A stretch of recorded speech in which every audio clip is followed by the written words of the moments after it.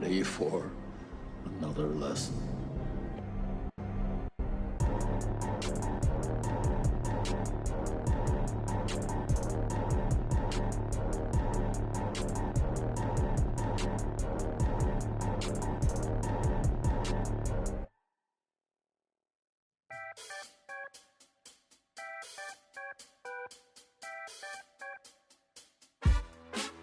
Well, what's up, everybody, and welcome back to Back Row Banter, your favorite casual movie talk podcast. I'm one of your hosts, Adam Schwartz. On this week's episode, we'll be talking about the movie Ferrari.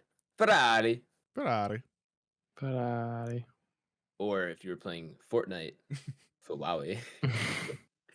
Still can't believe that's a thing. But of course, I mean, it is. It's not. It might not be a good thing that people make fun of that, but I mean, it seems like it's permeated the culture now. So it is what it is. So yes, last week you doubted me, and then sure enough, was it later that night or the next day? Pretty much, that yeah. Ken was posting a video about the Fortnite accent, or what did he say? Something. It's the gritty. The gritty one is the one that's yeah.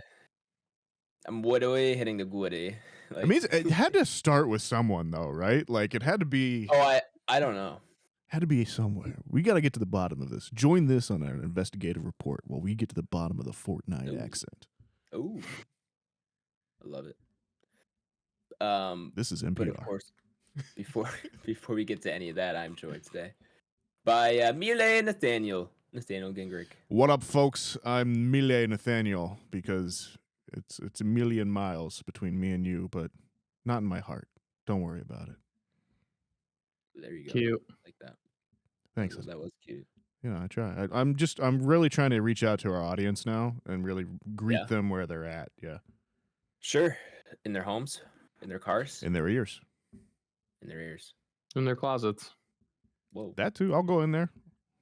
Who's listening in their closet? If you're listening in your closet, Nathaniel's recorded in a closet, so that's true. Nathaniel has recorded in a closet. There is more than once. Yeah, there's Back Row. That is the Back Row South Benton location. Yeah, headquarters. Right. Of course. Also joining us today is two-seater tie, Tyler Dallas. What's good? Riding a lot of two-seaters these days? No, I used to have one. Did you? Mm-hmm. As featured in the movie? Yes. No, I did not have a. He had a two-seater Ferrari in high school. It was really sad, he had to get rid of it. But what happened to it? Did you crash it? Yep. Just you know what? Just like in Gran Turismo. Yeah. I had a Mazda Miata. Fun car. You had a Miata. Ooh. Aren't those super expensive now? Yeah, I was gonna say older Miatas.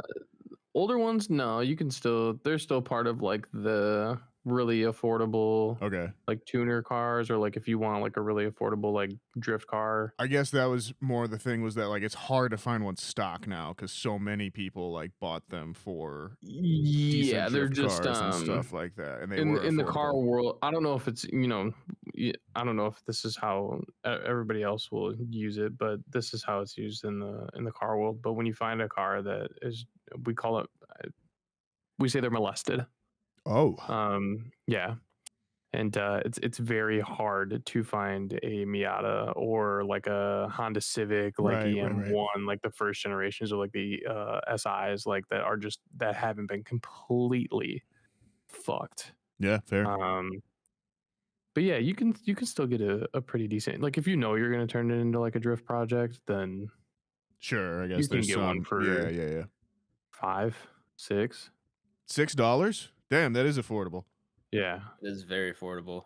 Might have to look into that. I'm gonna have to trade up some of my Hot Wheels. Put a LS motor in it, and you're good to go, baby. A lot of Hot Wheels laying around. I got $6 worth. Oh God! Wow. Right. That's gonna be the next thing. Just you wait. In like 5 years, Pokemon cards will be gone. It'll be Hot Wheels. Hot Wheels are already there. See, there you go. There's Hot Wheels that if you like still have like packaged to go for like hundreds of dollars. See, This is Who's it, folks. buying? Who's collecting these? Hot Wheels People, fans, bro. the hotheads. People will hotheads. collect anything. I guess. What do I I need know. something for someone to buy. I need some No, it's cash. too late. You're born after 2000. You're fucked. It's true. Anyone Nobody collecting in your these? generation collects anything. That's kind of true. Yeah, I don't think we have much attachment. It's to all much. digital, man. Digital I've got- jazz. It's bio-digital jazz, man.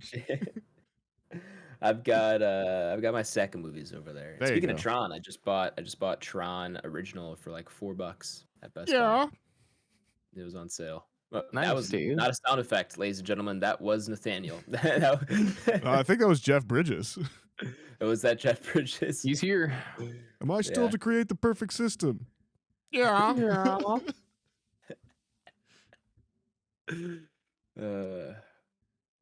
And one day I got into the main review segment. Welcome, listeners. Did you like that transition? I did. You didn't think that was coming, did you? I didn't. We Yeah. should say we are a member down. Oh yeah, I meant to address this, and then that escaped my mind. We got caught up talking about Hot Wheels. You might notice someone's missing, and that is the big cat BlakeHolder, who is on the floor, is what he said, in his bathroom with food poisoning. So very unfortunate. He said it came up suddenly after his lunch today. He had to leave work, and he has been dying or dead ever since. So he might not be on this podcast next week or any other week after this. We'll have to see. What once was dead may never die. We're mixing Sure. a lot of different genres here already. Yeah, we're going all over the place. We got Tron, Game of Thrones. We're mixing and matching. Creed. Creed. But yes, BlakeHolder is down bad. Indisposed. to say the least. Sure, you could say that too. So he will not be joining us this week. However, you'll notice it's not a bit of sizzle up. You know why? Because BlakeHolder saw the movie and has given us our rankings, so we do have that for the ranking segment after the review. So. Even on his hospital bed, this man does not stop working. Correct. But with all of that being said, Nathaniel, can you introduce the listener here to our main review segment, please? What up, folks? If you're a new listener, maybe you've just forgotten. On Back Row Banter, the way that we do this, it is split into two sections. There is the non-spoiler section, and then there's the spoiler section. It's pretty self-explanatory. In the non-spoiler section, we'll go over the movie itself, go over its IMDb page, who wrote it, who's in it, who directed it, all of that good stuff. We'll go around the squadron tonight, just a trio, but we do have Blake's vote, so we will decide if you if we would recommend this movie. It has to be a yes or no. There is no nuance on the internet. And then I'll play a spoiler noise. It'll be spoiler time. If you don't have anything spoiled for you, go ahead and check out. But go ahead and check back in when we rank it up on our entropy list, which the time codes will be in the show notes. Adam, talk to me about Ferrari. I would love to. This is a new movie, of course, released this year. Last year. 2023 technically. Tail end. Yes, tail end. One of those movies kind of making an Oscars push, kind of. I mean, this is Oscars release window, don't want to be beat out by recency bias, all that jazz. Rated R, runtime of 2 hours and 10 minutes, and an IMDb rating of 6.8 out of 10. Directed by Michael Mann, who some people may. I was gonna say, is this your first Man? I think it, Man. I think it might be the first Man. Man, I don't know. Yeah, no, I'm looking at his IMDb and nothing here looks familiar. I've not seen Last of the Mohicans, although of course I've heard of it. Have not seen Collateral. I was gonna say Heat would be the other big one, or Manhunter. He did Heat, didn't he? He did indeed. Well, I've not seen Heat or Manhunter, Hancock. but those are on the list. Okay. Did you say Hancock? Public Enemies. Yeah. I do not believe he did. He Oh, didn't direct. he was a producer. Yeah, I was gonna Producer. say didn't direct that sorry. one, but no, you're good. You're I good. thought I clicked over on a tab and it told me to go. Yeah, it kind of, no, you're all good, because I almost said he was director of Ford versus Ferrari. He also produced that movie. He didn't direct There's it. the movie that came out in 2015 too, Black Hat. supposedly there's a director's cut of that, which is awesome, but like the regular Really? version is kind of lame. Black Hat. I'm not too.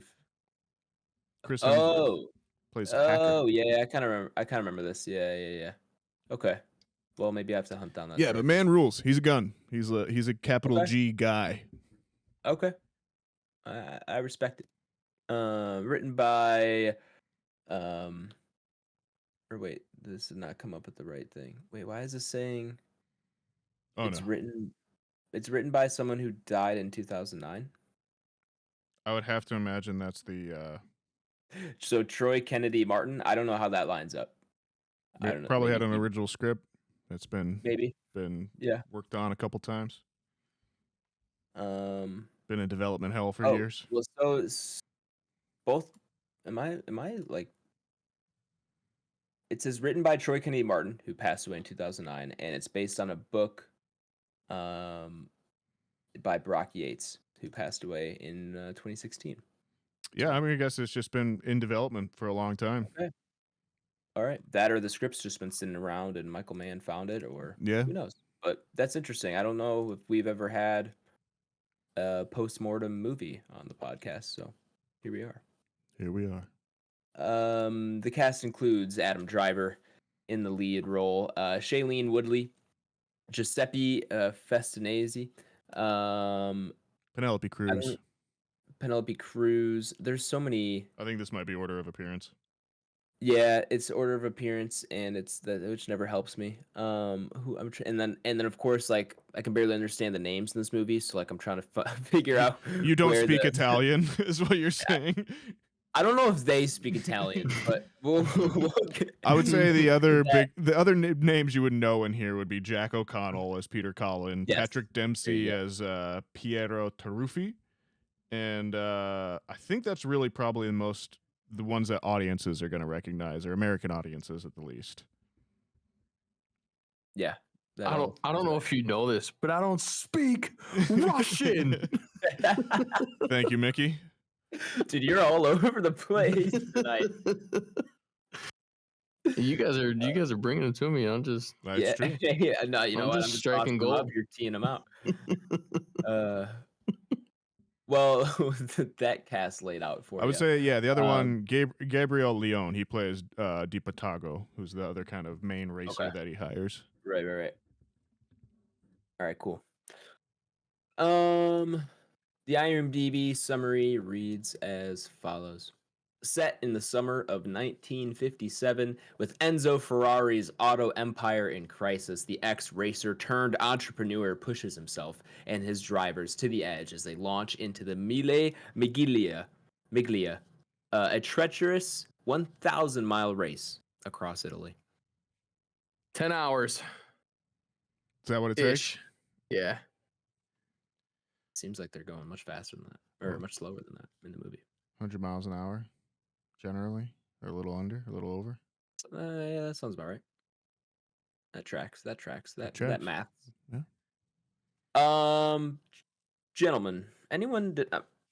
This is off topic. I don't mean to start the review of Ferrari by asking about House of Gucci, but did anyone see House of Gucci? I did not see House of Gucci. Did Tyler? Did Adam Driver's performance in that movie inspire you to want him to do another movie where he plays an Italian man? No, but it didn't push me away from it. Okay. There were times in this where you picked up House of Gucci accent, and you were kind of a lot of accents, dude. Yeah, and you were kind of.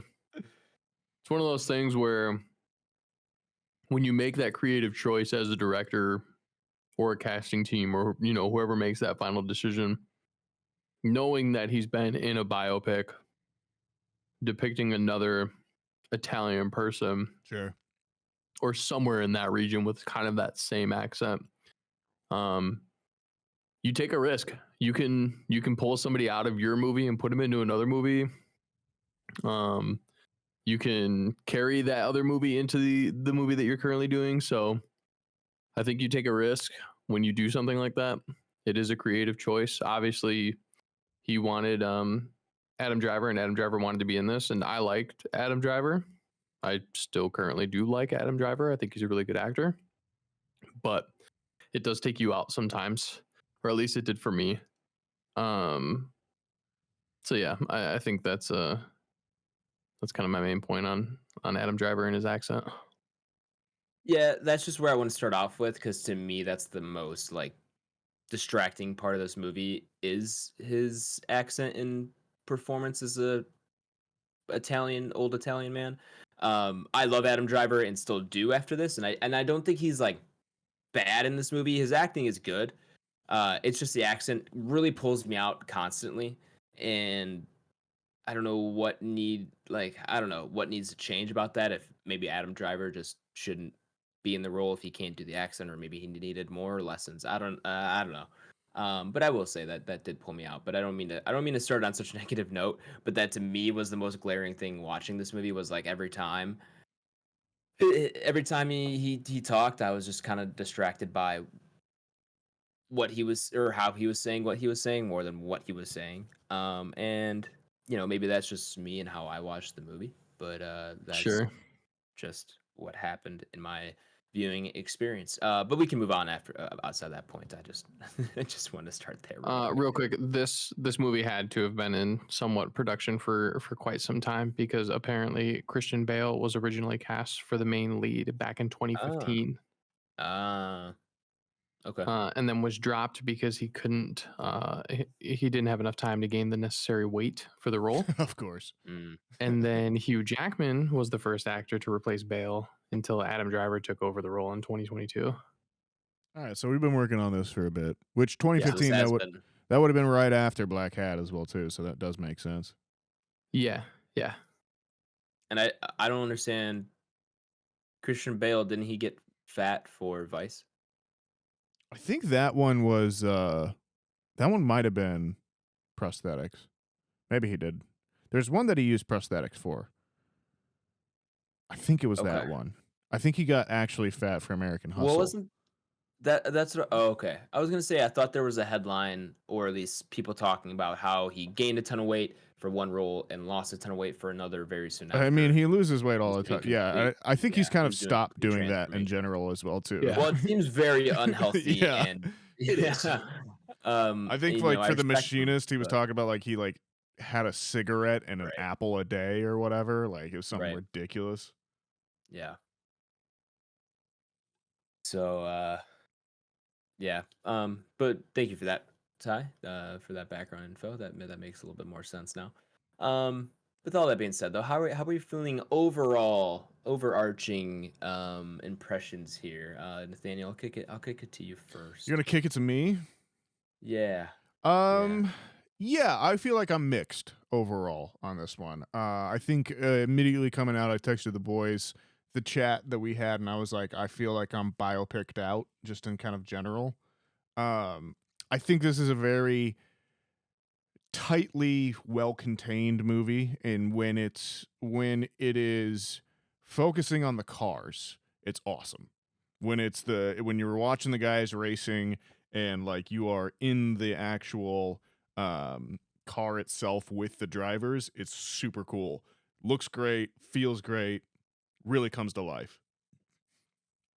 I think when we're talking about Enzo himself, it's a little bit more kind of meandering. And then there's such an odd choice that this film makes in terms of what characters it focuses on and what characters it is sympathetic to, which I think I'll talk about a little bit more in spoilers. But yeah, it was one I went into mostly blind, and I think I was surprised at the fact that it kind of takes place over at the most 6 weeks, rather than kind of like for a movie called Ferrari, it doesn't start with Enzo's, childhood and everything, all that kind of stuff, and kind of go through his career. It really is just kind of a snapshot of his life. And I think that's cool, but at the same time, that like having seen that really just kind of shut the door for me on like I'm done with biopics. Give me fiction. I want fiction. I want stories. I don't want this anymore. I think that's valid. If it comes down to recommend though, I'll go see it if you want to, but like if you don't is kind of my thing. If it seems like something that's going to appeal to you, then you'll probably like it. But if you see something and you're like, oh, it's about Enzo Ferrari, and you're not super interested, it's not one you have to go out and see. So is that a yes or a no recommend? It's a yes with some caveats. So much for a binary recommendation. It's still a yes, okay. bitch. All right. I am kind of with you there, Nathaniel. I do agree with you with the meandering thing, where there are some moments of this movie where I'm like, oh wait, let me sit up a little bit. Like, what's going on here? Yeah. Like, and you're right. And I realize it kind of towards the racing at the end, towards the end. Yeah. The Mille Miglia. That's when I kind of like set up a little bit. I was like, oh, I'm actually way more invested all of a sudden than I ever thought I was earlier in this movie. But then there were points, especially, in the first half of the movie or towards the middle of the movie, where I was like, what is happening here? Is this movie almost done? Like, yeah, why are it's a we hard movie to down so much? It's a hard movie to like get the scope of if you're watching it and you're like you're kind of going in blind. You're kind of like, okay, where are we in this movie in general as you're kind of watching it? Yeah, timeline wise, did you say this happens over 6 weeks?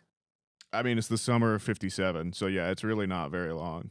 I think with like flashbacks for how long this. Yeah, I think with flashbacks and everything, it covers an entire year. Okay.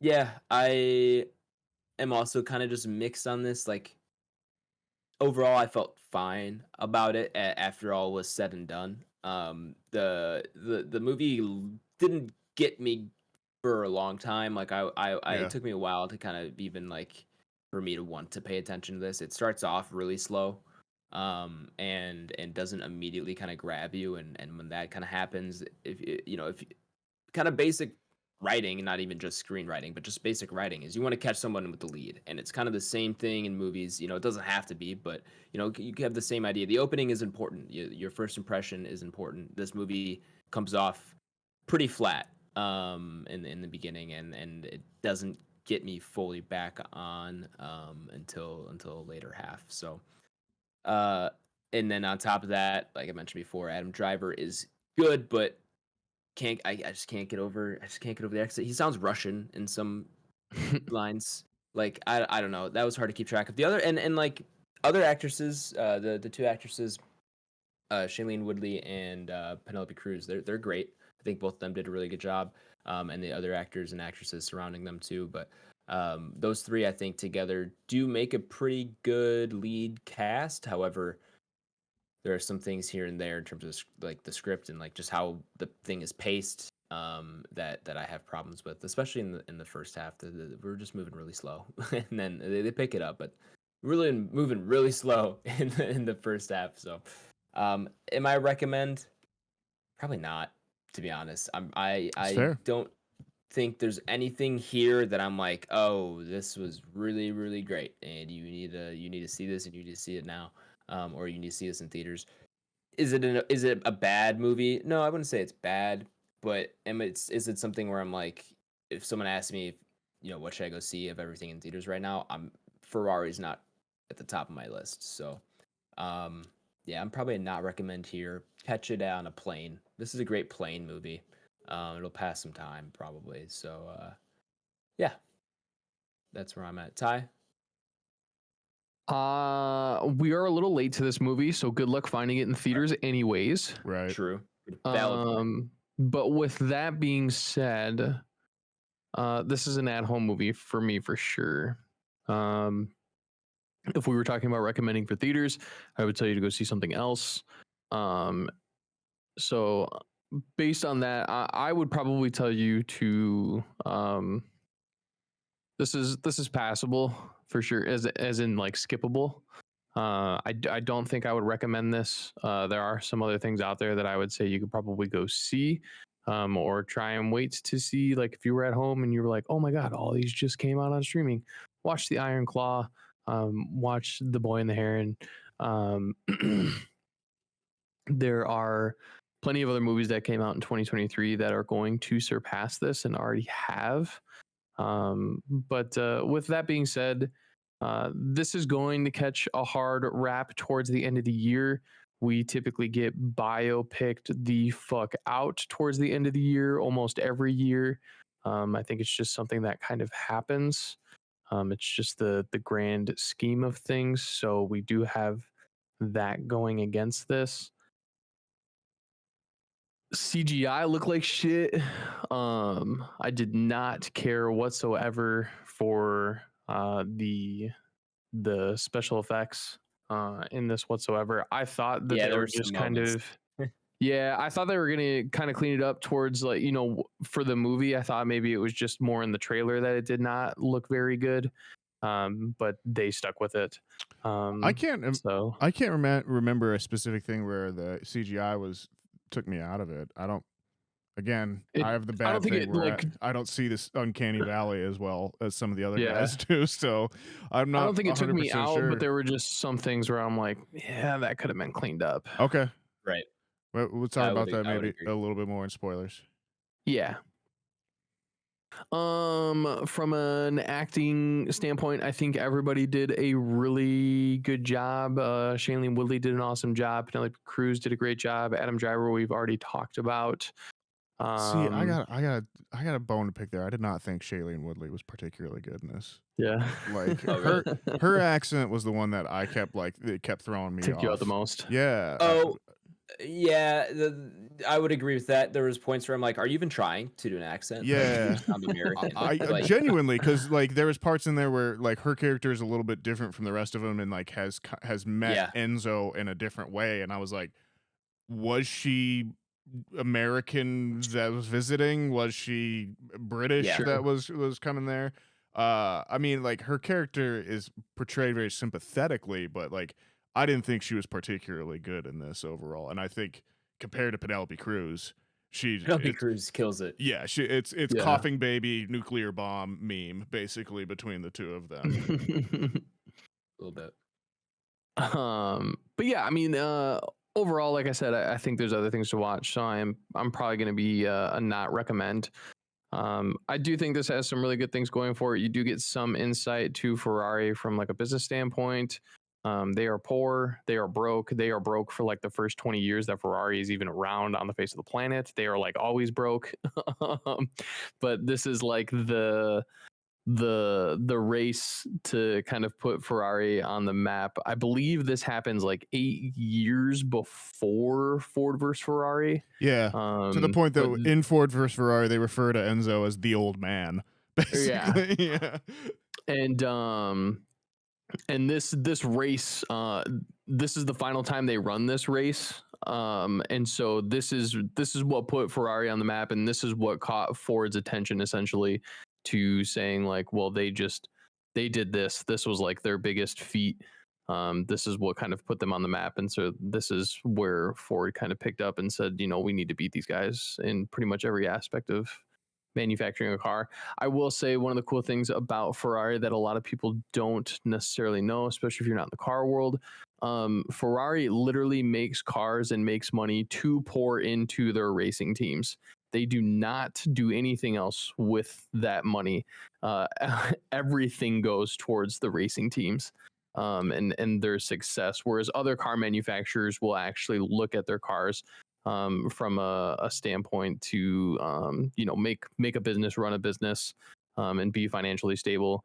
This is one of the reasons why Ferrari was looked at very differently. This is why Ferraris are always going to be looked at differently in comparison to some other cars that are out there. They are just on another level of the driver experience, and so this is it's cool. Obviously, the background of Ferrari is very cool. It's good insight, but there could have been some things done better. So definitely. But yeah, I'm gonna say I'm a not recommend. As much as I wanted this movie to be everything that it could be, I think there are definitely better things out there that you can watch that have already come out in 2024 and that came out in 2023. So There you go. There you have it. I'll Cool. play a spoiler noise. Yeah. Yeah. So we're gonna go ahead and head into spoilers. So if you've not seen Ferrari and do not want to spoil it for you, go ahead, check the episode description where I've left the timestamp you could jump to, or you'll be taken to our ranking of the movie up upon our entry list. Spoiler time, Nathaniel. Spoilers. Shit goes down. Yes, it does. cars go up and then come down. Yeah, they do. Bodies just go down It's true. 6 feet under. Holy crap. So that was the thing that I had been hearing about from this movie, from the film heads out there, that there was like, there's this crash in this movie which is crazy. Like it's nuts. It's so out there. And then it kind of like happened in the movie, and I was like, well, film Twitter kind of sold me on that one, and that was like, it was crazy, but it wasn't like bone shattering. Like I was picturing dudes flying through the windshield, and like we were gonna see everything, but nah, it just runs through a bunch of people and kills a bunch of families and shit, which, you know, not great. I don't think they stray away from how gruesome it was. No, not at all. It definitely I think you're right. I think it was hyped up a little bit too much, and I think it would have been a lot more what's the word I'm looking for? Impactful. Yeah. Dramatic. Yeah. If less people would have talked it up so much, or just kind of, you know, said, hey, there's a big ass crash at the end. I hadn't really heard much at all about a crash, personally, and so I wasn't about to come on here and be like, this was the coolest, no way, but I was taken aback because I wasn't expecting that. So I kind of understand why people were talking about it like that. And nowadays we've talked about absolutism, like people want to go on Twitter and be the people to talk about how insane this was to get some traction. And that's probably what would happen, what happened.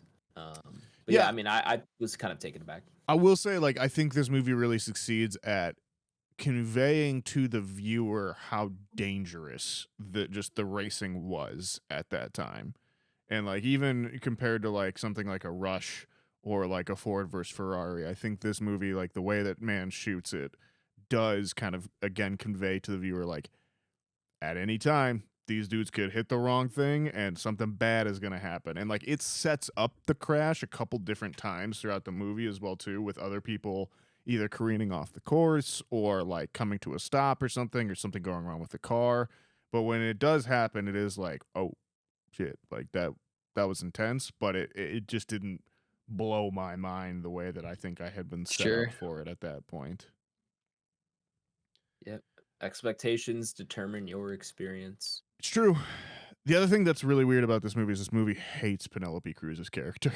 And I think it's so weird because she is by far the most interesting character to me in this movie. Yep. And I think she's the one that succeeds most in her performance as well too. Like it's just portrayed like a villain, right? And it's like wrong. No, what did she do wrong? her child died within the last year, and then she found out that her husband, who was already cheating on her, like has a second family, and she just has to be okay with that. And it's like this movie's like, well, fuck this bitch, and I'm like, no, she doesn't deserve that at all.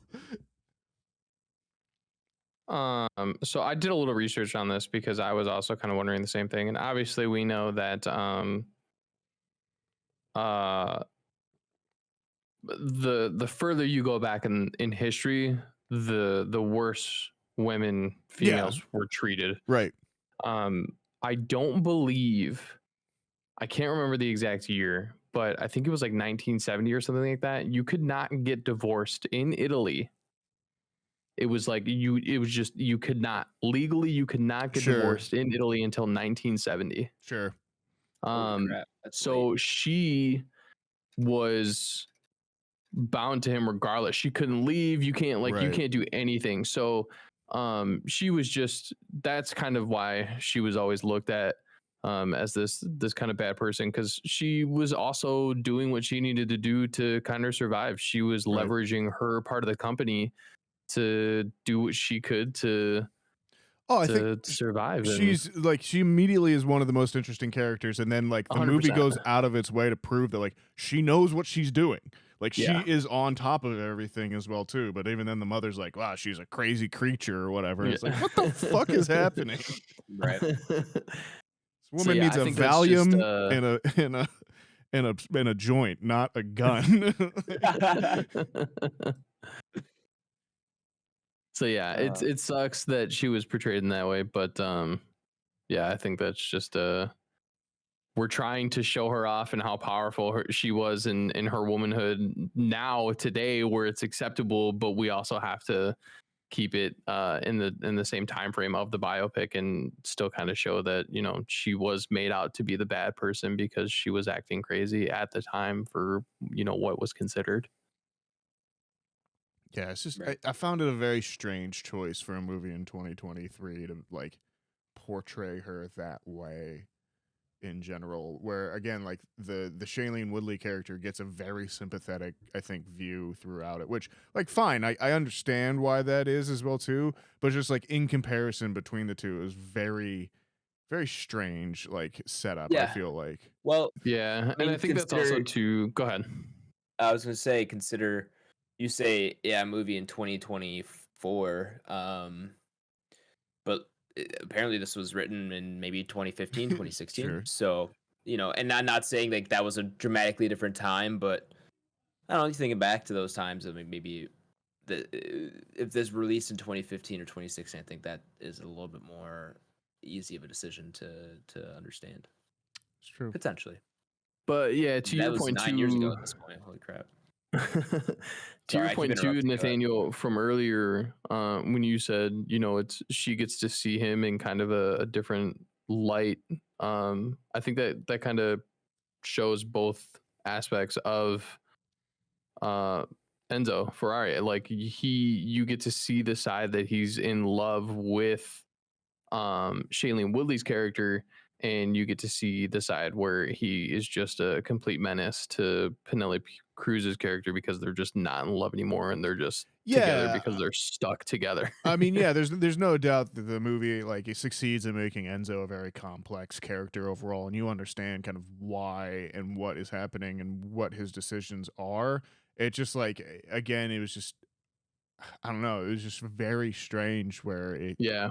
the way that they kind of again portray that character. And again, when I feel like Penelope Cruz is giving the best performance in the movie as well too, where like Carries a lot of weight. yeah, and that was one thing I will say. I think between both Penelope and Adam Driver, they do a lot of really good physical acting in this, in terms of like portraying themselves as being older than they are, and kind of like the weight and kind of the way that they walk around and that kind of stuff. I think was really, really well done and really good.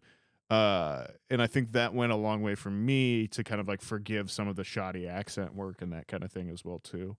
But yeah, and then I feel like the other thing for me, and like maybe Adam can kind of speak to this as well too, but I felt like again this movie kicks into gear in the last 30 minutes, and then like that's almost the most interesting part of it, and like it starts to become more interesting, and then it just ends, and it was just kind of like, okay, like that's I want the back half of this movie and then what happens next, not necessarily the first 30 to 45 minutes of it overall. Right. It was almost like Don't Worry Darling, where the ending Sure, was more yeah. interesting than anything else the movie did, and then you kind of wanted to keep going at that point, and Right. that's exactly when it ends. So yeah, no, 100% agree. I mean, the movie opens and Adam Driver sits there crying for like 2 or 3 minutes, and I don't know. I get the point of the scene, I get the point, and it you know, for his credit, it's very well acted, but we just kind of sit there for a long time, and then Penelope Cruz has this scene a few moments later, and she gets, you know, a minute and a half. I don't know, it's stuff like that. Just felt like we were moving very slow at the outset, and like we started off kind of strong. We're like, I was like, all right, this little intro scene with Adam Driver, you know, I kind of get it. They're setting up Enzo Ferrari was a race car driver, you know, whatever. But then and then the whole scene where Penelope Cruz almost shoots him, like I was like, all right, okay, we got something going, and then it falls off and it doesn't really pick back up. You're right, almost until the end of the movie where I kind of become a lot more invested. And so yeah, it definitely was just kind of lost there for a while. Story kind of definitely meanders and the pacing is kind of off and yeah, I do wish they would have found a better balance between personal and racing or personal life and racing. And I don't know, it felt like they couldn't find the right mix of the two for me because they also kind of wanted me to care about these drivers, but outside of the scenes where they are driving and I don't get to see them, I don't know much about them or care for them really because of that. I know the one guy's dating an actress and that's about it. So yeah, very interesting mix between the two that I think could have used a little bit more racing than romance, if you want to say it like that. Now you know how I feel about most of the Fast and Furious movies. Oh, there you go. Not enough racing. One of the other things too that kind of I had to kind of look up afterwards because I was very curious about it. There are two scenes where they are watching stuff on TV that are being broadcasted live on TV. This is set in 1957. I don't believe that live TV coverage became a thing until like the 60s, like the mid to late 60s. I thought the same thing.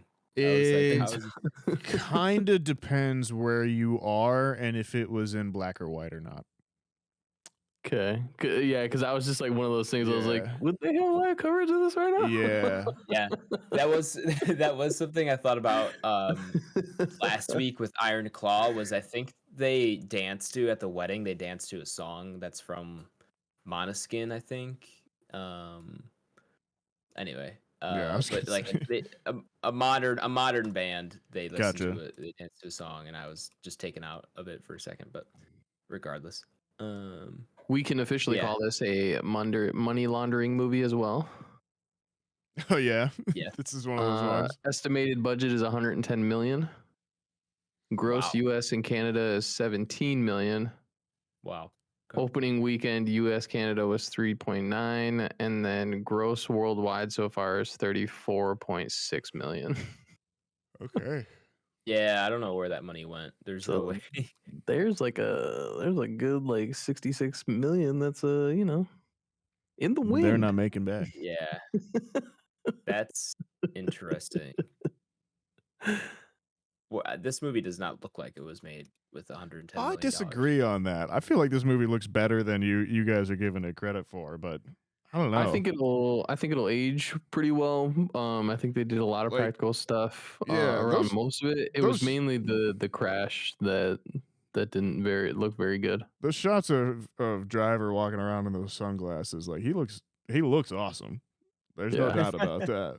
No, I think it's really just the crash that didn't look overly appealing to me. Fair enough. But then it cuts a dude in half. And I had always heard that like you're in a car crash, like your steering wheel basically becomes an axe to like your stomach. And I feel like this movie really shows us that. It was also really took that and ran with it. It was also like everyone was talking about this crash in this movie, and the first one where the guy just flies through the air. I was like, was that it? Like, what the hell? Right. And then even that one though was pretty graphic. Yeah. Oh, look, he's flying. Yeah. But like even then, it was just I don't know. Like again, like there's other movies like Rush where you just see the aftermath, and it's just kind of like, oof. There's a little bit of a gut punch with that in some ways as well too. So I don't know. The crash was overhyped for me, but I do have to go back to like when you are on board with the drivers in those classic Ferraris and like the camera's just kind of looking over the hood and everything. That is pretty awesome. Like it looks really cool. Yeah, those moments are good for sure. Should we rank it? Have we thought about it enough or? I was just gonna ask, what would you guys prefer? Have you guys seen Ford versus Ferrari? Yeah. I'll take Ford versus Ferrari over this. Oh, okay. Yeah, I was also gonna say that. I Yeah, do think that movie's probably. definitely better.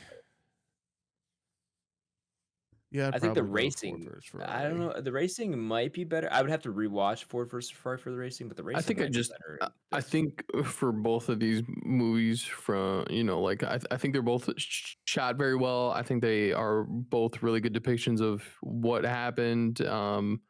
But I think I would just have more fun with Ford versus Ferrari. Yeah, It's true. I very yeah, I think I don't know. I think like I said, I'm biopicked out. I'm done. Yeah. I don't need this anymore. If we're really talking about racing movies that people thoroughly enjoy, you guys need to watch Days of Thunder. There you go. Tom Cruise in Top Gun. I mean, Days of Thunder. All right, are we good to go on this one then? I Yeah. think so. Yeah. All right, cool. Well, welcome back, listeners. Excuse me, who skipped over the spoiler segment of the podcast. We're gonna go ahead and throw Ferrari up upon our entropy list. For those of you who do not know, the entropy list is Back Row Banter's official list of all the movies we have reviewed, regardless of genre, regardless of anything else, all on one fantastic list. If you want to view the entropy list for yourself, you can do so by checking that episode description, where it's linked to my Letterboxd. This is entry. How many movies we got here, fellas? Entry 173. 173. Have you guys noticed we have a comment on the entropy list? Yeah. Yeah, we talked about it. We brought it Oh, up. Adam, real quick, I'm supposed to yell at Unless it's you. new. Foley wrote an email for the new year, and we have not read it, and he I have not is checked the email. rather upset with you. Oh man, where'd it go? Oh, there it is. All right, I gotta know that. You know what? That's valid. Wow, this is late. Okay, that's very valid. I'm sorry, Foley. It's like 3 weeks late. It's kind of bad. You know what the problem is that he wrote this during the week that we did not record. Mm. And then I don't think I've checked the email the last 2 weeks because we were recording later. But no excuse, Fully. I'm sorry. We'll get to that after this ranking here. Is there a new comment or is it the one that we've already seen? There's I think only it's the one, one right? we've already seen. Okay. Yeah, about Hereditary, Pan's Labyrinth. Right. Yeah. I'm gonna reply to this man. He's speaking sense. I think that's what we said last time. We were talking about it. All right.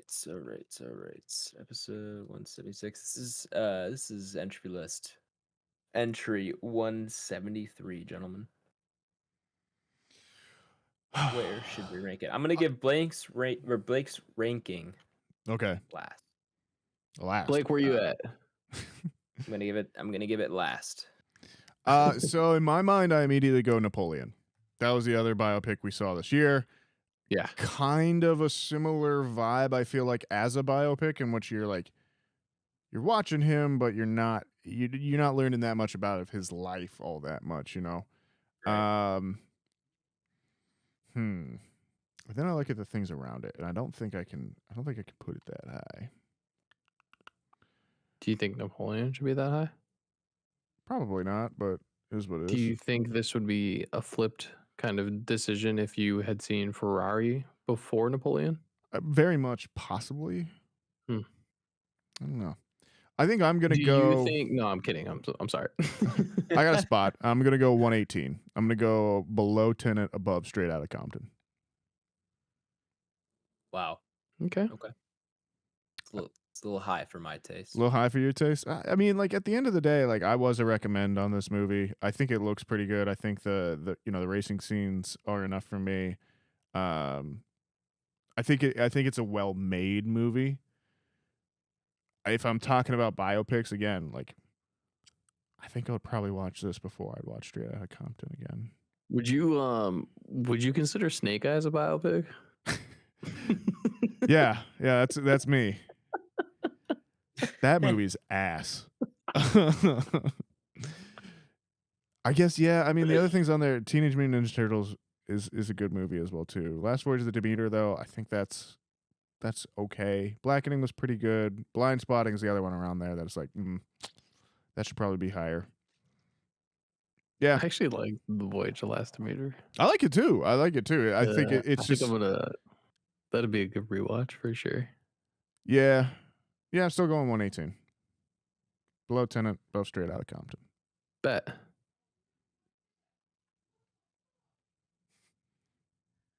Yeah,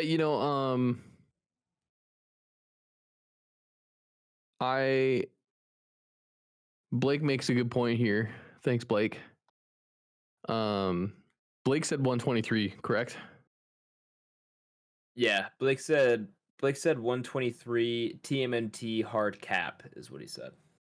Yeah, and I think that's pretty smart because I really do think that there is a pretty decent gap between some of these movies down here.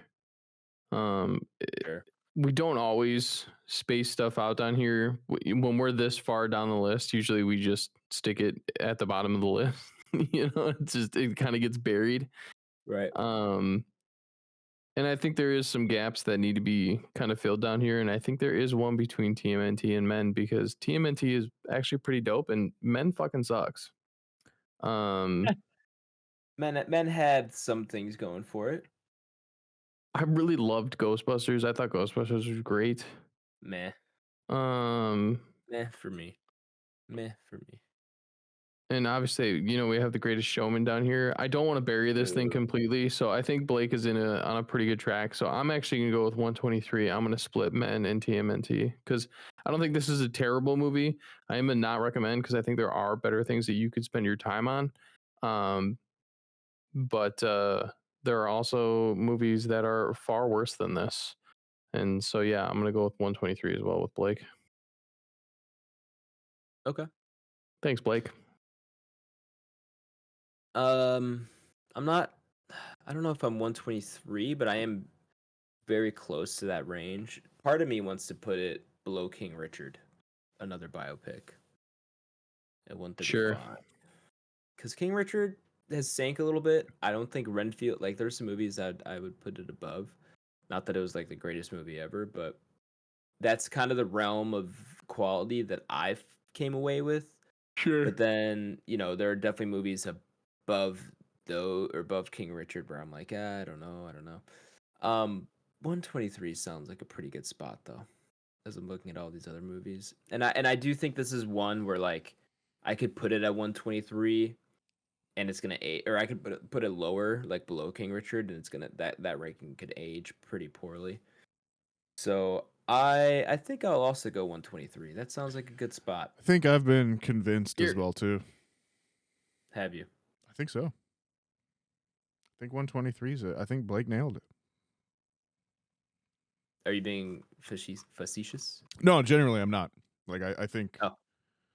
Are you lying to me? I'm not lying. I'm not lying. I don't know what accent Nathaniel, that it would is. be pretty rude if you were lying to me right now about Ferrari and where you wanted to wank it. Oh fuck. Yeah, that's what you get, bro. All right. Well, then are we at 123 then? I think so. Unanimous? I think so. Right. Cool. Blake killed it. Good job, Blake. Not even here. Not even here to get his applause. It's funny because when I'm gone, you three talk shit about me. That's right. And when Blake's gone, we, it's just Blake made the show. About Blake made the show. Shit about Blake. Nah, I can't. He's too good. We know who has the true power in this podcast, man. Yeah. To be honest, what Blake says goes. Yeah, that's fair. All right. Well, then 123 is Ferrari. We'll leave it there. Our next review is tough because it's Blake's birthday pick for Blake's birthday, which is in a few days. Hopefully, he's feeling better by then. he mentioned to us last week he was thinking about a certain movie that I don't know if he's committed to, and he has yet to respond to my text. So it might be time for Post-Pod Adam. I Post-Pod think Adam. so. What's up, everybody? It's been a while, but I'm back. It's Post-Pod Adam coming at you with an update on what we're watching next week. So Blake picked himself up off that bathroom floor and decided that he wanted to watch It Follows as his birthday pick next week. I know it's one he's wanted to get on the pod for a while. So go ahead, check that out. It is currently streaming on Netflix and Fubo and Paramount Plus, so definitely a few places to watch it. So go check that out and then join us for our review of It Follows next week. Wow, good pick, Blake. Happy birthday. Super excited to watch whatever that movie that Post-Pod Adam just said. I don't have any idea what it is right now. It'll be a good time though. It will be a good time. I hope you join us for that next week. What we're watching, gents? Or you know what? Before we get to what we're watching, let me get this email out of the way before I forget. I can't have Ryan Foley waiting any longer. True. All right. Potential arguable number one fan Ryan Foley writes in, and he says, "Yo, sup, bros? Sup? It's been a hot minute since I wrote in, but just stopping by to say thanks for another awesome year of Back Row Bantering. I'm glad I got to hang with you guys more this year, and I hope 2024 gives us some more movies to enjoy or rip apart. Much love, bros, and thanks again for making great content for a nerd like me, Ryan Foley." Thanks, Ryan. Thanks, Ryan. Yeah. Thanks, guy. It's not too late for you wrote this before the new year. So, you did your part. I did not do mine, but for getting this up in terms of like a New Year's email. But thanks. Yeah, I appreciate the kind words. I think we had a pretty good 2023. Had a lot of fun. We had some good eps in there. And I'm looking forward to Back Row 2.0 in 2024. What? As I hope you all are as well. Bit of sizzle. Now what we're watching, folks, fellas. Nathaniel, you usually kick us off. Let's What keep have that I going. been What watching? Yeah, we can do a little bit longer one this week. We have some time, and with Blake not being here, I mean, we got some more time to spare. Here's the thing: I haven't been So- watching all that much, unfortunately. No, I got to new season, episode 1, season 4 of True Detective, which just recently came out. I heard. How's that?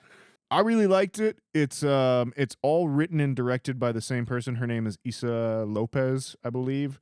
Her other feature movie was a movie called Tigers Are Not Afraid, which I believe was a foreign language horror film. But it is set in Alaska. After the name or the postscript or whatever, it's called Night Country. It's got Jodie Foster. They're up in Alaska, and it's one of those areas where for a certain part of the year there is no sun. Like, it just goes out and they're just in darkness for a couple months at least. And it's a couple days in, and weird things start happening in terms of like a whole station of scientists goes missing just out into the world, so they don't really know what's going on, trying to find out what's going on with that. Jodie Foster's great. John Hawkes is in here as well too. I think he's one of the most underrated, underappreciated actors out there today. I think he's awesome in everything. And then there's a newcomer on there whose name is Callie Reyes. Reese. She is a former professional boxer, and she's really, really cool as well too. Very excited to see where that goes this upcoming season. And I'm really excited for that. Beyond that, I really didn't get so much. I talked a lot about movies that I had seen last week. Trying to think if there's anything else that I want. Oh, if you guys really haven't seen Society of the Snow, that one's like so awesome to me. Like that was a great movie. That's a story that I had. That's new too, right? That's like really new. Yeah, it came out I think December last year. It's also on Netflix. It's directed by J.A. Bayona, who most people would know from Lost World Forbidden Kingdom or Jurassic World Forbidden Kingdom, the second one. Um, and it is about the Uruguayan rugby team that gets stranded in the Chilean Andes Mountains and basically has to survive up there after a plane crash. And it's a story I came across first where I had to read the book Alive in high school. And then I'm pretty sure I saw the movie and then had listened to a podcast about it. It is like one of the most insane stories about survival I have ever heard or come across. If you guys haven't experienced that story at some point, I do recommend going to watch it. It is a tough watch in some ways, but I would say overall it's definitely like, worth the squeeze. Just to find out what those guys went through, the levels of care that they had for each other, kind of, that real symbol of, brotherhood and kind of what the human spirit can endure. Just an insane story overall. So would really recommend Society of the Snow on Netflix as well too. Cool. Nice. Good slate there. Yeah. Otherwise, Children of Men, which I rewatched last week as well too. Alfonso Cuarón, who is one of my guys, and that is a movie that is just scarily on point right now, especially if you are following what's kind of happening in the world, particularly in Britain and that kind of thing, or America.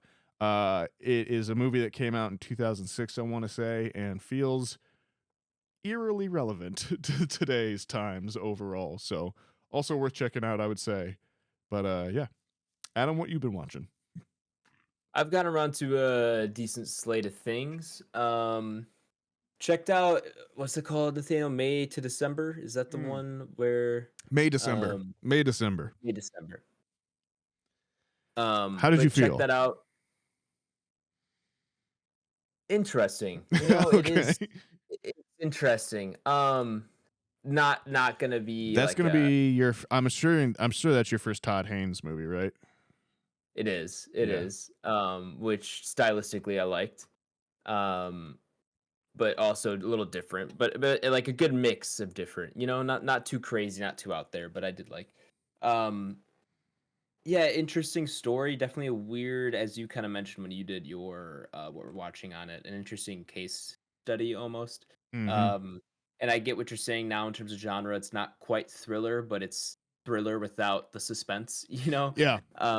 So yeah, it's interesting. I did like it. It's weird story for sure. And it's a movie that's definitely very much grappling with a quote unquote true story and like what that means and what it means for Right. us to put that to film and everything. I really liked it. I thought it was a really interesting way to take that film. Where I've talked Right. about being biopicked out. I feel like that movie in some ways killed the biopic in my mind.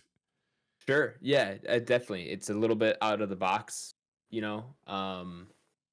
terms of like it's not, because this very easily could have been a movie about that story itself, Right. Like, it's the different. movie that Yeah, it's different enough, but it is definitely like they're pulling bits from reality in some ways as right, well too. right. Yeah. So definitely interesting. I liked it and would definitely recommend some people check it out. Don't know how much of an Oscars push this will get. Feel like it definitely could get a little bit of attention. Yeah, I think the guy Charles Melton, he'll probably. Mhm. I'd be surprised if he didn't pick up something. And then I think Julianne Moore and Natalie Portman are both really, really good in this as well too. They are. Yeah, they both are. And the So title May December comes from like that's what you call a relationship where there's a big age gap. It's a May December kind of like relationship. Hmm. But yeah. Do you know why that is? I think it's just an old term for it, basically. Gotcha. Like December, end of I your just wonder where life. that comes from. Yeah, December, like Okay. end of the year, end of your life, whereas May is like the beginning. You're just through Got it. spring, you're getting into the summer of your life kind of thing. That's some very Midsommar terminology there. It's some people say there's a literature degree that I have every now and then, but A literature? a literature. Yeah. Are you writing a memoir? A memoir. What does he say in Burn After Reading? I He think just it's kept saying a memoir. Yeah. Yeah, would check that out on Netflix. Definitely an interesting story and watch. Um what else have I been watching? There's been other things that I can't seem to recall. Been watching a lot of basketball, of course. Ooh. Some Jujutsu Kaisen still going on that. Still in season 1. It's been a slow moving watch through that. I've decided I just need to put on the dub when I don't feel like reading, because like what happens is like, oh, I want to watch Jujutsu Kaisen, and then but I don't want to read subtitles. I kind of want to just like chill, and then I get disappointed. So now I'm back to like switching back and forth between sub and dub, and I will just have to live with myself doing that. But yeah, liking it so far. I'm kind of like in on the show now. I've gotten to kind of like the first big fight. If you know what I'm referencing, if you've seen the show, which is like the first break in the season. There's now a new theme song, so you know that's how you kind of know your new chapter. It's a bummer. In terms of where you are at in this season. Still have my favorite exit song I think I've come across, where they're all dancing. Yeah. I do like and he's like, yeah, it's like all neon blue and orange. Yeah. That's probably my favorite outro. And it's very good, and I almost watch it all the way through a lot of the times. But yeah, this show's really good, and I've just heard nothing but like incredible things about season 2 from friends that I know that have seen it, and people online that have been like, this is one of the greatest things I've ever seen, period. So like, high expectations, but I, based on what I've seen so far, feel like they could definitely meet those. So yeah, cool. Doing that. I feel like I watched something else, but I can't remember. Unfortunately, Halo show season 2 starts soon. I saw a poster for that. People did not seem super excited. Yeah, I will say the trailer has unfortunately given me like some glimmer of hope. What they've shown seems, and like the season 1, the last 2 episodes were like pretty okay. Like the action was good, and like the story seemed to be going in a decent direction. I don't know what to expect with this next season, but I feel obligated to watch it, so I probably will. And we'll see what happens. I watched the first episode of The Curse with Nathan Fielder and Emma Stone. Oh, what is that on? It is on Paramount Plus / Showtime.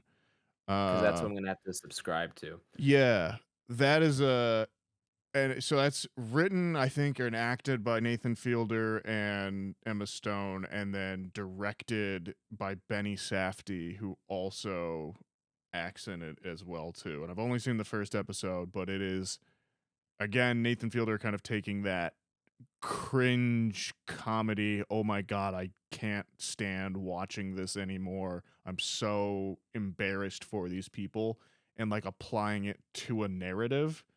And it is very interesting so far. I'll be it's like one that I feel like I'm gonna have to watch it week by week, because it's almost like I can't bring myself to watch another episode after it. That it's so traumatic in some ways. But I'm very interested to see where that goes overall. I'm gonna check that out. Which is Continental, the John Wick show? Is that on Peacock? I think it was, yeah. All right, I had to buy a month of Peacock to watch this Chiefs game the other night, so I figured while I have it, I'm also gonna check that out soon too. So, yeah, I feel like there's something else I watched that I just can't think of off the top of my head right now. So, it clearly wasn't that important. So, Ty, what have you been watching? I have gotten around to a little bit more of The Fall, which I told you guys about, I believe. Oh, yeah. We talked about that last week. Yep. So Leah and I got around to a couple more episodes of that. We just finished catching up to Mando, so she is all caught up on Mandalorian, which is cool. I think she was dreading quite a bit of watching anything that had to do with Star Wars, but I think overall the feedback was positive. It's gonna do the bois thing. Mainly due to Grogu. Oh, okay. She's just in on the tiny yodeler. Yeah, she kept saying he's so ugly it's cute. Fair enough. So And then towards the end, where he would like come and save him, where he's in G11 and he's like, no, no, Yeah. no. She was very happy. So When he gets a mech suit. yeah. And then my big thing from kind of like in between weeks here was some NFL, man.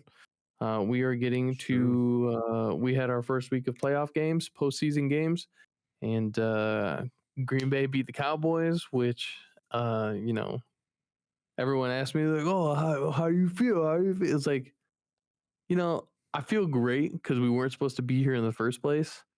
And then on top of that, obviously you go into every game wanting your team to win, but there's always that piece of your mind where you're like, this is gonna be a really hard game for us. And I don't know if we're gonna win. But we're damn sure gonna try.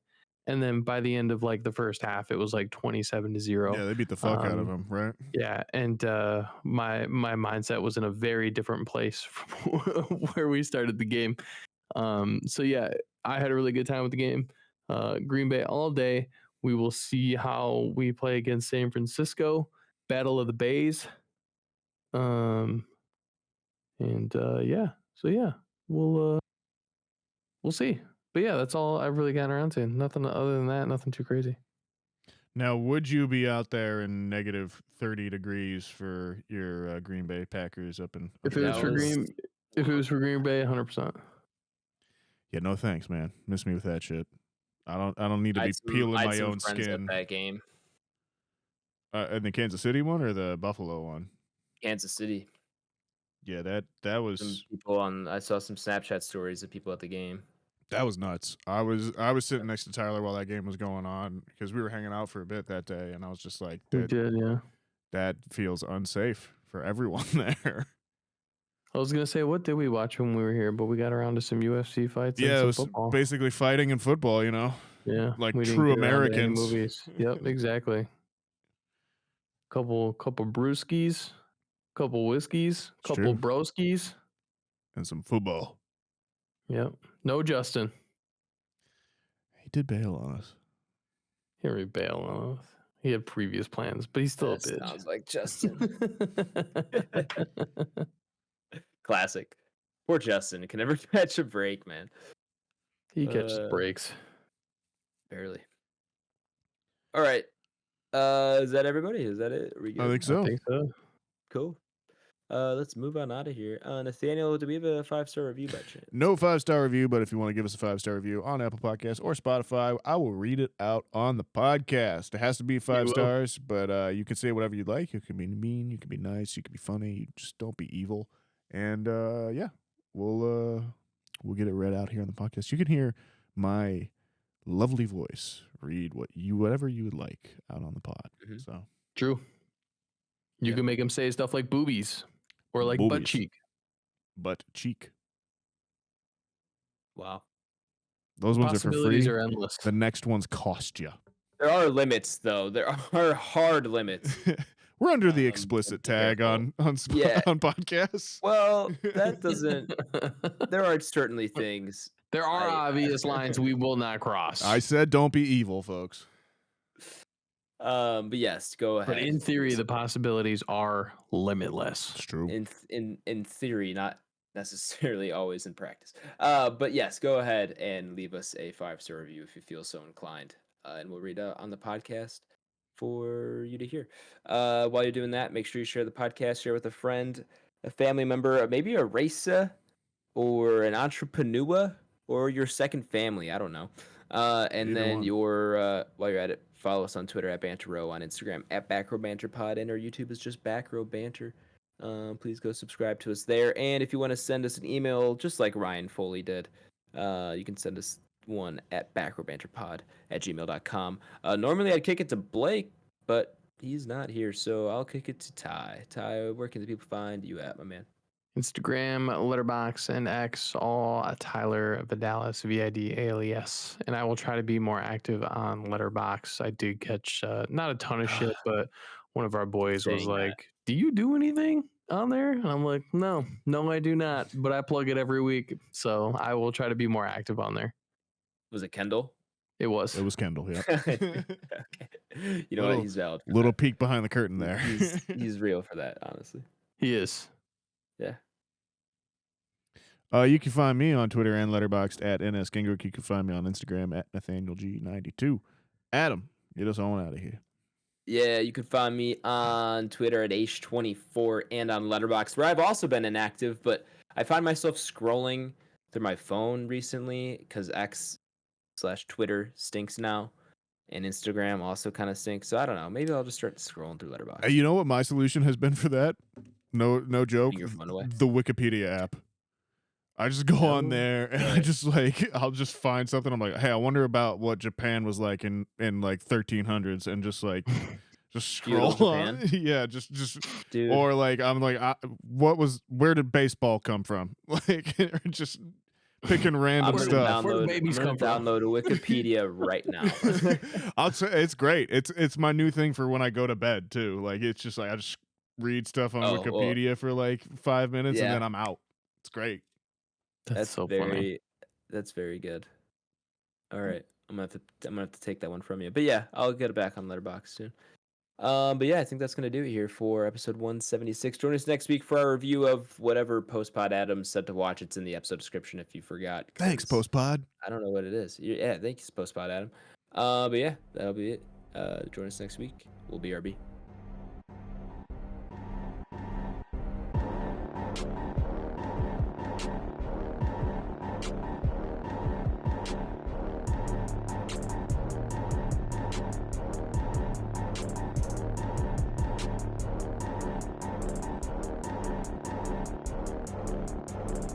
America. Ready for another lesson. It is funny that like there is just like depths to just movies in general as well too, like where you want to go with stuff and everything. Like I remember I told you guys I watched Saltburn like 2 weeks ago, and everyone's talking about how like crazy that movie is, and it's like, you guys haven't even touched like what movies have done at certain points. Yeah. I saw a TikTok from someone who does like movie stuff on TikTok. I don't know if I follow him or not, but I've seen him on my feed. But he defined a genre of movie called the frat boy tens. Okay. And it's like really well made. Wolf of Wall Street. Exactly. Wolf of Wall Street, Interstellar, Inception, Fight Club, like objectively good movies. Yeah. But like everyone thinks they're the most insane movie and ever. They all take the wrong lesson. Just because they exactly, that too, is they all take the wrong thing away from it. But yeah, he called it the frat boy 10, and I loved it. So such a perfect term. Yeah. That's like one of my buddies, like I was the first time I'd ever heard it, but he used the term butt rock to like describe like that was like all like Creed, Nickelback, like Stained, like it's just butt rock. That's funny. I like that. That is divorced dad music. Mm-hmm. It's been a while. It's been a while since I could. I mean, again, objectively bangers. Hold my head up high. You're just like, yeah, I haven't had a cigarette in 6 days, and my wife has left me. This is what I need to be playing. I went on the record. My frat house, we were watching Your Name. We were watching Weather and Review. See, that's the next generation. Is going to be the. It is, man. It's going to be the anime boys. The animes. Which, again, if you want to go down that road, there's some fucking crazy anime out there as well, too. Like, how close to the top of crazy animes is Evangelion for you, Nathaniel? Oh, I mean, like anime I've watched. Yeah, but that's like so existentially like just horrifying. I'm talking about like where there is no line in terms of what you're going to see in terms of like gore and like taboo situations and stuff like that. Valid. Yeah, you know what, Adam, your generation, you guys are welcome for anime, you know? You know what? I've been thinking about this a lot. Are you creating anime? Like, no, I'm saying we made it cool for you guys. We ran through walls so you guys could stand on pedestals. Right. There's definitely we're cool. There's definitely like a whole generation that owes it to the fact that like anime was super cheap and they could put it on Toonami and like they just needed to fill hours basically. And then like all the poor kids got home and like weren't playing sports or who were like just hanging out with their buddies and they put on Toonami and that it, like raised a generation to tell people that anime is cool. Anime is cool.